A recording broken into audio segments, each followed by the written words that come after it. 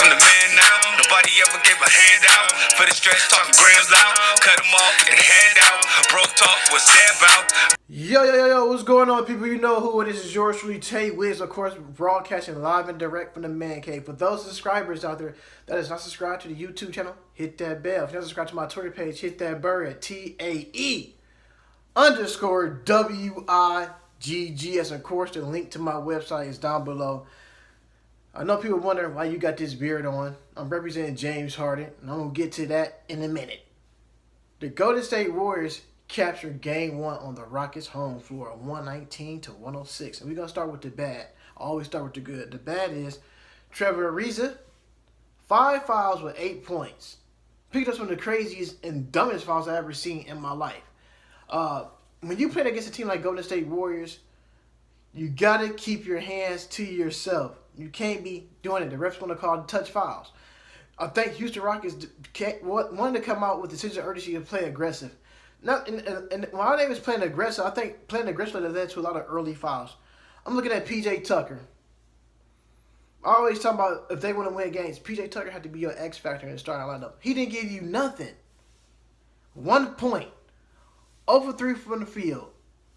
Like I said, I know this is going to sound funny. You know, I always be critical of P.J. Tucker. But his outfits speak louder than his game. He got the best outfits on, come on the floor with some of the best shoes. He don't perform. And the reason I'm saying that because I play with guys through AAU ball and stuff like that in summer leagues. Some of these guys that come with the best shoes on can barely get points. And he's he is that guy. I'm keep saying it. He is that guy. And until he can produce, the coach like, you know what, PJ? Don't put these shoes on. Don't put this on, man. We need you to go back to the regular basic Nikes. All this player edition, Kobe's, LeBron's, Jordans, and all this. Man, you can't wear that.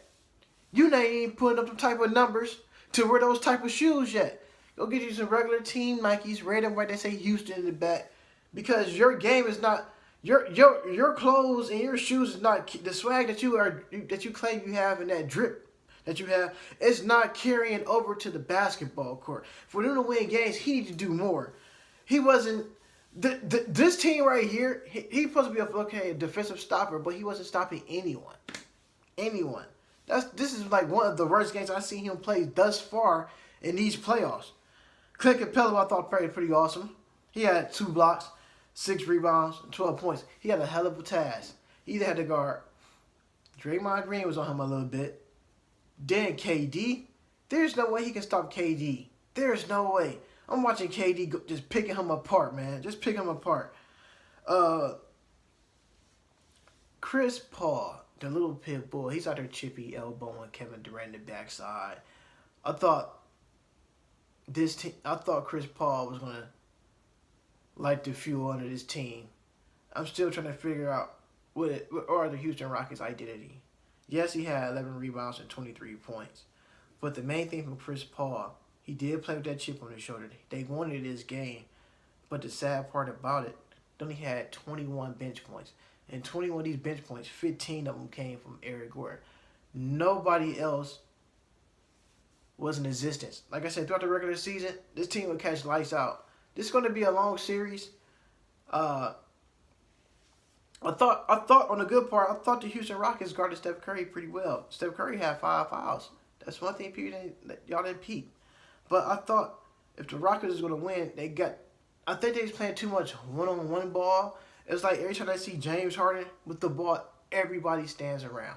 It wasn't nobody cut to the basket. It wasn't nobody getting open. It's almost like, you know what? Get James the ball. Let's watch him work. And that's what his teammates was doing. They were standing around just watching James create his own offense. That is not good basketball if they want to win this series. If they keep playing like that, they might get swept. So with that being said, I got the beard on. Like I said, I'm going right to James Harden. James Harden had 41 points, 4 rebounds, 7 assists. He came out there and he was taking care of business. But at the same token, if they want to win, like I said, his teammates have to move around. You gotta keep moving. If you standing around, guess what? Guess what Golden State gonna do? They gonna stay on their man-to-man defense. As soon as James Harden throw a pass, it's gonna get turned over. And the one thing this team did had 13 turnovers. Crazy turnovers hurt you in the long run.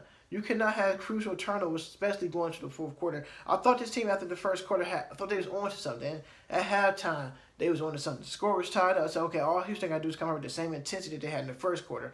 I don't want the intensity they had in the second quarter because that's the intensity that Golden State picked up and rallied to tie the game up. So I feel like Houston let their guards down. I feel like Mike D'Antoni stopped doing what they was doing in the first quarter.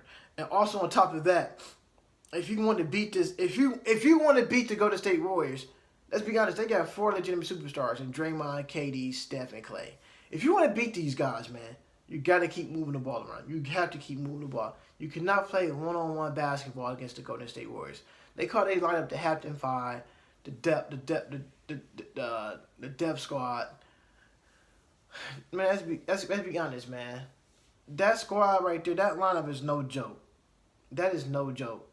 And the reason I'm saying that the lineup is no joke because in that lineup, they all can defend, they all can shoot, and they all can create their own dribble off the drive. So when you play a team like that in a depth lineup, that's not fun at all. And when the Rockets is out there, man, they gotta talk more. I just feel like when they was playing last night, I think they was trying to be more. I think they were trying to be the bully than anything you trying to play their basketball. So I'm gonna go right to the Golden State Warriors with this one. Andre Iguodala. Even though he didn't score that many points, he is. Let's be honest. We say Draymond Green's the anchor out there. Man, look at Andre Iguodala when he's out there. Pay attention to Iggy. The little details Iggy do that most people don't see. Yes, you might see Draymond Green pointing stuff out. Look at Iggy. Just watch Iggy. Iggy pushes the players in the right position. He move them over. This is my area. You stay on your man. They don't show that because Draymond Green gets all that credit for saying that, for doing that. No problem with Draymond Green doing that. But when you watching basketball, like I said, people watch basketball for highlights. I look at the response on the court from other players.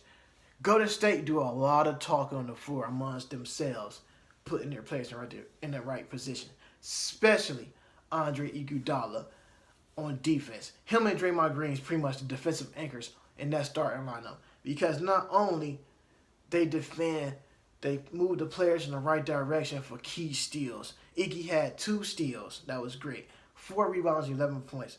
Then you had Nick Young, who came off the bench. He was 3 for 5 from downtown with his 9 points. So, anything that helps them help. They bench scored 20. But it's how they bench get the points because their bench come off the bench shooting threes. Looking at Steph Curry, like I said, he had 5 personal fouls. He was 1 for 5 from the 3-point line. I guarantee you won't have another off night like that from the 3-point line.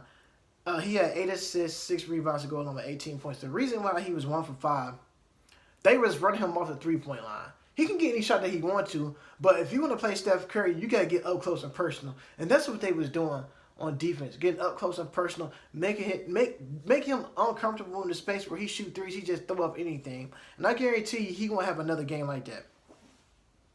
You had Clay, automatic Clay Thompson. 6 for 15 from the 3-point line with 28 points. And it's so crazy because if Steph's not going, Clay is going. If Clay can't get off, then Steph get off. Now if they get off at the same time, you know a blowout is coming. When they both score between 20-something plus points, you're going to get blown out by 30. That's easy. Not only he had a bad game, Draymond Green had a bad game, but I like what he did on the defensive end. He had 2 steals, 2 blocks. He also had 9 rebounds. So he's on that glass. He's chippy. He got to a James Harden early in the first quarter. They called him for a technical foul, which I'll be here and be honest with you, he should never got that because as the ball was coming off the net is when I seen that Draymond Green was grabbing the ball to go inbounds the ball. Now, James Harden walks straight into Draymond Green, and Draymond Green pushed him. But everybody know what James Harden does best. He flops. So I don't feel like he should get a technical foul for that flop. because he was in his space, crowding his space, and the referee should have knew better than that. You talk about veteran referees still making rookie mistakes. Come on, ref. I know Draymond Green has that type of persona about him that every time he do something, y'all react to it real fast and tee him up. But if that was anybody else that did anything like that, you would let it go away. But the other hand, too, that Draymond Green got to control is that attitude and that temper. And the way he just carried and conduct himself, yelling at the referees and just going belligerent. Now, if that was anybody else in the league, for sure, they would have got teed up. They They already know they can't lose Draymond Green. Let's be known. The commissioner, whoever, these guys meets up with the referees. And we know Draymond Green gonna be belligerent, but not just throw him out like that. Because Draymond Green is good for basketball, it's good TV, because you want to see what he's gonna do. But at the same time, he gotta show some respect out there to the referees and all in their ear. Like, come on, man. Like, just chill, man. Like, I ain't got no problem to get no beef with you, but I know you got the passion for the sport, but it's different ways you can show that passion out there. You ain't gotta cuss the referees out and bless them. Go out there and kill your opponent the same way you cuss the referees out. That's all I'm asking for. He had 5 points, but it's the way how he get the way his stat sheet look. His 5 points, 9 rebounds, 9 assists, 2 steals, and 2 blocks. Draymond Green don't have to score. And people, Draymond Green had a bad shooting night. Let's be honest, Draymond Green don't need to score. He can get anything that he want on the floor, anywhere. He's a small forward point guard. He's gonna grab rebounds. He don't need to score. Because he can set the offense up and run the offense through other players. That's what I like about Draymond Green, which is sometimes we going, oh no, this is the game because TV so quick to bring up he's not having a good shooting night. You don't need to have a good shooting night if we got 4 other guys that can shoot lights out. So I'm looking at KD and Slam Reaper 14 for 27 from the line. From the field. He was 3 for 6 from the 3-point line rather, and 37 points. Who gonna stop that guy? I'm watching the game, man. Dissecting the defense on par like he's in the science classroom about to cut a frog open. They was throwing everybody at him. Clint Capella was on him, Trevor Ariza, James Harden, PJ Tucker. They was everybody got a taste of those 37 points last night. And there's nothing you can do about it. This team right here is a scary team to play because you legitimately got to stop 4 guys. If you want to win, you got to stop 2 out of 4. And that's very difficult because they can still get like Klay Thompson can have a good first quarter, then Steph can back it up with a good second quarter. Then KD come in the third quarter. And the sad part about it, then you can get Draymond can just take over the fourth quarter on straight defense, and one of the Splash Brothers just come back to life and take over. So you got to pick and choose wisely what you're going to do, because I know the Golden State Warriors have a strong bench, but I'm disappointed in Houston Rockets because their bench is way better than what I've seen in the playoffs. This team only scored 21 bench points. Eric Gordon had 15 points. But the sad, like I keep saying, the turnovers for the Houston Rockets will kill you. 13 turnovers that came on in crucial times. They had a they had a 10-point lead, and it dwindled down from 10 points to them being down by 7. So take your time. They're missing easy layups. Take your time. They trying to go blow for blow from 3-pointers with the Golden State Warriors. You cannot do that if you want to beat this team. Run your offense and take your time. And there's going to be key changes coming to the game 2. Definitely believe that. I would take the Rockets to win game 2, but all honesty, since the Rockets lost game 1, they in trouble. They lost home court advantage. They wanted these guys, and these guys came to your building and said, Houston. In Houston, they said, we have a problem. The Rockets are down 0-1. It's a possibility they can go down 0-2. What team are we going to see? Is this Houston Rockets team the new Toronto Raptors? I know people are like, oh, you throwing shade. No, just hear me out.